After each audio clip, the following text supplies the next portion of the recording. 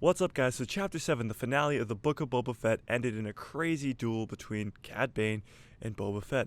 And we know Boba Fett came out on top, stabbing Cad Bane in the chest, leaving him there to die. Did Cad Bane die? Let's get into all of it right now.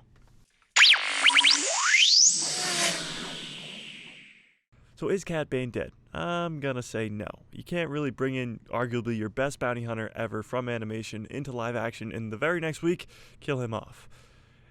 For characters who didn't see the Clone Wars or didn't see Rebels and are just watching the Mando timeline stuff in the Book of Boba Fett, they're really not gonna understand who Cad Bane is last week. But even a Duro bounty hunter, cowboy looking character bounty hunter showing up is pretty badass even to a non-hardcore Star Wars fan who hasn't watched the animated stuff.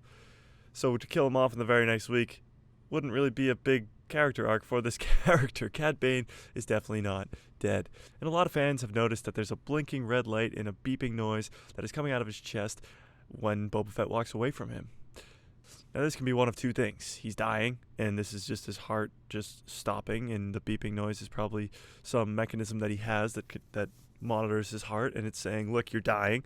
Or it is a beeper that is contacting his droid that we see with him throughout the Clone Wars. Now this droid is called Toto 360, and it is always with him throughout the Clone Wars and pretty much never leaves his side. Even in the Bad Batch when we saw him last summer, Toto was there. So where this droid has been in live action, we don't know. Maybe it's just chilling somewhere else waiting for him to die and come save him. We've seen a lot of people come back in Star Wars. A lot of people come back in Star Wars. Darth Maul, Palpatine,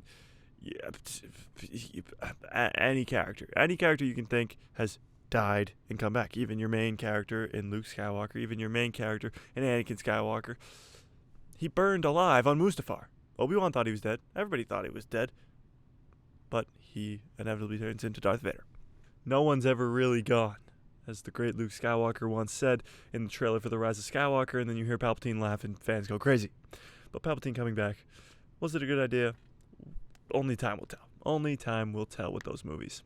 But let's say Toto 360 comes and saves Cad Bane, puts him in a back-to-tank, because that's what saves everybody nowadays, especially the bounty hunters and Cobb Vanth and Boba Fett and Chrysanthemum.